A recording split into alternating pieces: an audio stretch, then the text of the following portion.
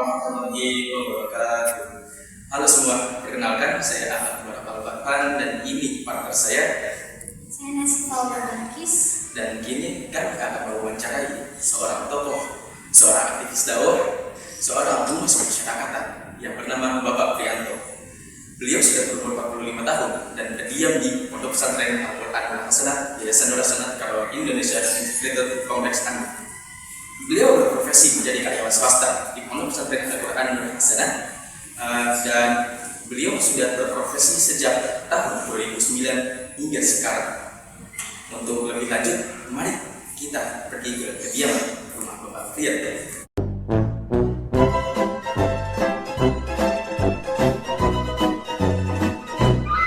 Assalamualaikum warahmatullahi wabarakatuh.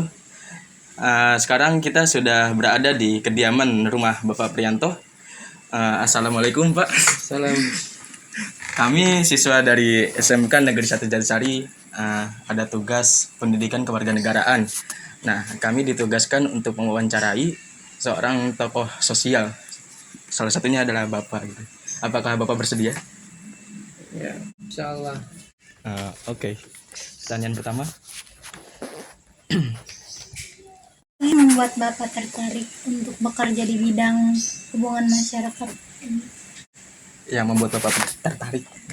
Ya, sebetulnya bukan tertarik atau tidak tertarik, karena itu adalah bagian daripada tugas dan amanah, dan di situ juga punya lebih tantangan. Kita bisa bersosialisasi ke masyarakat, mengenal banyak ragam kondisi perilaku masyarakat sekitar, dan juga di situ potensi kita makin banyak kenal dengan teman gitu ya, banyak teman dari lintas organisasi ya, ada juga kepentingan untuk menghadirkan program-program kerjasama dan lainnya, dan di situ adalah peran humas. Selain kalau di eksternal ya, kalau di internal menjaga kondusif satu lembaga supaya lembaga itu tetap adem, itu peran dari humas gitu ya.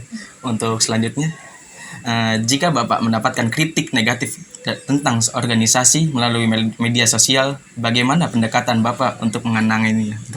Ya, kita tetap fokus dengan pelayanan yang terbaik. Apapun kritik itu dijadikan sebagai bahan evaluasi. Mungkin kritik itu niatnya adalah supaya kita bisa lebih baik lagi. Nggak ada yang kritik menjatuhkan, itu insya Allah nggak ada niat untuk itu. Nah, cara kita memberikan pengaruh ya, kita lakukan yang terbaik, pelayanan terbaik, sehingga mereka juga nanti akan memberikan penilaian tersendiri. Yang tadinya negatif kita akan menjadi lebih baik. Bagaimana cara Bapak merangkul dengan baik agar masyarakat makmur dan sejahtera? Gimana? Ya, untuk menjadikan masyarakat makmur dan sejahtera itu sebetulnya bukan peran saya ya, tapi sedikit banyak mungkin saya bisa memberikan pemahaman ya tentang ketahanan pangan dengan kondisi yang saat ini ekonomi yang sedang sulit. Ada beberapa program mungkin yang bisa dikembangkan di keluarga ya, ketahanan pangan bisa bercocok tanam walaupun di pot gitu ya, di pekarangan yang kita punya ya, pemanfaatan limbah yang tadinya limbah itu menjadi masalah, bisa jadi juga limbah itu bisa menjadi sumber keuangan, tinggal pengelolaannya. Nah, itu kan peluang untuk masyarakat bisa lebih sejahtera karena ada tambahan ekonomi dari nilai yang tadinya sudah dibuang gitu ya, gitu. Menurut Bapak, tantangan terbesar yang dihadapi humas dalam berkomunikasi dengan masyarakat yang beragam itu apa, Pak? Ya, kadang kan paham masyarakat itu berbeda-beda, tingkat intelektualitas, pemahaman bahasa yang digunakan juga beda-beda. Maka dari seorang humas itu harus menguasai bahasa kaum kalau bahasa Rasul dulu ya, atau bahasa kewilayahan kalau kita hadir dalam kalangan yang intelektualitasnya lebih tinggi, maka kita juga bahasanya harus menyesuaikan. Ketika kita bergaul dengan masyarakat yang kaum bawah ya kita juga harus menyesuaikan. Jadi humas itu berada di posisi manapun harus bisa menyesuaikan dengan kondisi latar belakang masyarakat yang ada. Apa yang membuat Bapak tetap termotivasi dalam berdakwah terhadap masyarakat? Ya, dakwah itu kan kita ditugaskan itu sebagian amanah dan wajib ya. Ya. Sebagai manusia itu harus menyebarkan kebaikan. Nah, kebaikan itu adalah bagian dari dakwah. Itu yang membuat termotivasi. Bagaimana cara Bapak mempertahankan semangat dakwah ini? Ya, berada dalam lingkungan yang sama, ya, yang satu pemahaman, satu arus, ya, maksudnya satu arus itu di dalam satu lingkungan itu orangnya sama-sama termotivasi dalam dakwah, sehingga kita juga hati kita tetap terjaga senantiasa berada di dalam jalan dakwah. Tapi kalau kita menjauh dari teman-teman yang aktivis dakwah, maka kita juga semangat kita akan tergerus gitu. Bagaimana Bapak menghadapi situasi krisis yang dapat berdampak negatif pada citra organisasi di mata masyarakat? Ya, tadi di awal kan sudah kami sampaikan, jadi dampak apapun positif maupun negatif itu pasti ada, ya, tinggal kita dalam menyelesaikan.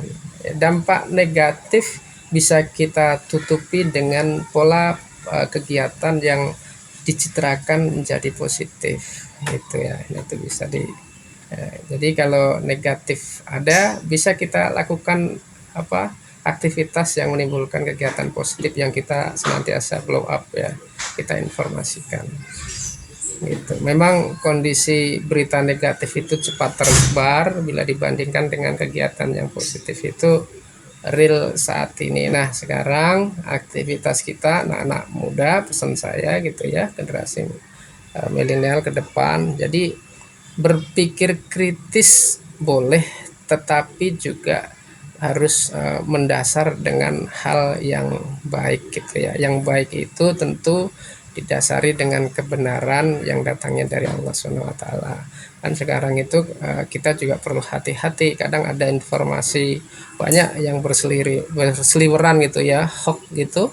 Nah, itu juga kita harus cerdas sebagai anak muda yang sekarang dituntut dengan kecerdasan, berpikir kritis dan kreatif, dan juga harus memberikan solutif gitu ya, atau solusi gitu. Menurut Bapak, apa peran paling penting dari seorang humas dalam konteks masyarakat saat ini? Ya, menjaga hubungan antar sesama, ya. Kita harus menyatukan kondisi yang beragam tadi masyarakat itu, ya, berbagai latar belakang, pendidikan, organisasi. Nah, itu peran humas di situ penting untuk menyatukan itu semua. Itu. Apa metode pembelajaran efektif untuk meningkatkan kesadaran agama? Ya, buat kelompok-kelompok belajar terkecil, ya, atau bahasa kalau zaman sekarang itu halakoh atau kelompok grup kecil, dan di situ ada seorang pembimbing, mentor yang mengarahkan, sehingga anak-anak kita, ya, generasi muda itu ada yang mengarahkan dan dipantau aktivitasnya, atau bahasa lain kalau ini mutabaah, dievaluasi, sehingga aktivitasnya selalu terjaga, terhindar dari aktivitas yang negatif gitu. Apa pengalaman Bapak dalam berinteraksi dengan berbagai kalangan masyarakat?